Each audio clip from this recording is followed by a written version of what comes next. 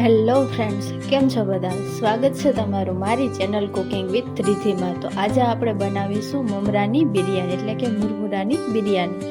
તો જેના માટે મેં અહીંયા એક કડાઈ જેટલા મમરા લીધા છે અને પાણી લીધું છે. હવે આપણે આ પાણીને મમરા ઉપર એડ કરી દેવાનું. આવી રીતે એકદમ મસ્ત બનશે અને ઘરમાં નાના બાળકો હોય એને તો બહુ જ ભાવશે અને એકદમ સરસ ને ટેસ્ટી બનશે.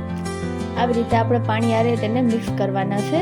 મમરાને આ મુજબ મિક્સ કરી લેવાના અને હવે આપણે તેને પાણી અલગ કરવાનું છે. તો આ મુજબ મમરાને લઈ હાથમાં અને આપણે એકદમ આમ દબાવવાના એટલે જેમાં એક્સ્ટ્રા પાણી હોય તે નીકળી જાય.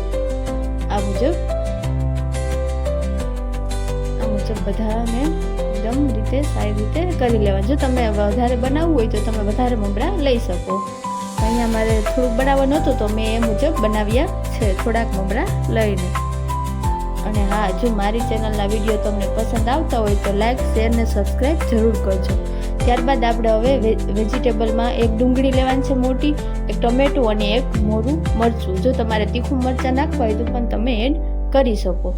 હવે આ ડુંગળીને, મરચાં અને ટમેટાને નાની નાની સાઈઝમાં સુધારી લેવાના. આ મુજબ નાના એવા કટ કરી લેવાના અને બીજે મસાલા લેવાના જે આપણે નાખવાનો હોય તે.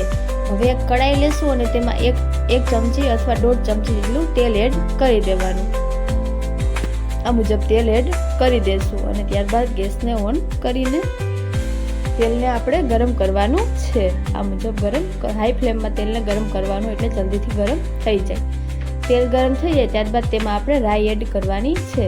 એક નાની ચમચી એવી રાઈ લેવાની છે અને થોડુંક 1 ચપટી અથવા 2 ચપટી જેટલું આપણે જીરું લેવાનું છે. આ મુજબ થોડુંક એવું જીરું લેવાનું છે અને થોડાક આપણે મીઠા લીમડાના પાંદ લેવાના છે. વઘારમાં આપણે એટલું નાખવાનું છે અને આ વઘાર કરતી વખતે ગેસની ફ્લેમ લો કરી નાખવાની, એટલે જ આપણો વઘાર છે જે જીરું ને રાઈ હોય તે બળે નહીં એટલા માટે. હવે તેમાં આપણે જે સુધારેલી ડુંગળી હતી એ એડ કરી દેશું અને આ ડુંગળીને સારી રીતે શેકી લેશું, પકાવી લેશું અને ત્યારબાદ તેમાં આપણે ટમેટા અને મરચાં પણ એડ કરી દેશું. હવે આને એકદમ સારી રીતે મિક્સ કરતું રહેવાનું, બળે નહીં એટલા માટે, અને એકદમ ગેસની ફ્લેમ લો રાખવાની અને એકદમ મસ્ત રીતે પાકી જાય ત્યારબાદ તેમાં આપણે મસાલા એડ કરવાના રહેશે. તેને થોડી વાર એટલું મિક્સ કરતું રહેવાનું. જો તમને લાગે હવે કે ટમેટાને પાકી ગયા છે તો આવી રીતે ચેક કરી લેવાનું. જો તમને લાગે કે ટમેટા અને મરચાં એકદમ મસ્ત પાકી ગયા છે તો ત્યારબાદ તેમાં આપણે મસાલા એડ કરવાના છે. જે પાવડરવાળા મસાલો હોય એ બધા એડ કરવાના છે.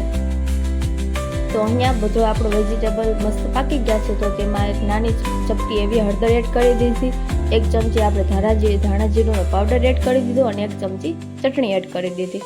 જો તમારે વધારે તીખું ખાવું હોય તો તમારે એ મુજબ ચટણી એડ કરવાની રહેશે અને થોડુંક એવું સ્વાદ અનુસાર આપણે નમક એડ કરી દેવાનું. ત્યારબાદ તેને મિક્સ કરી લેવાનું.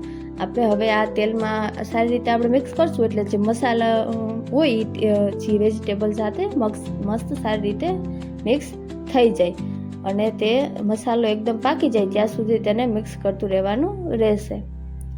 એકદમ જે તેલ અલગ થવા માંડે મસાલામાંથી એટલે કે મસાલો આપણો પાકી ગયો છે. હવે આપણે જે મમરા હતા જેને આપણે પાણીમાં પલાળીને કાઢ્યા હતા તેને આપણે એડ કરી દેવાના રહેશે.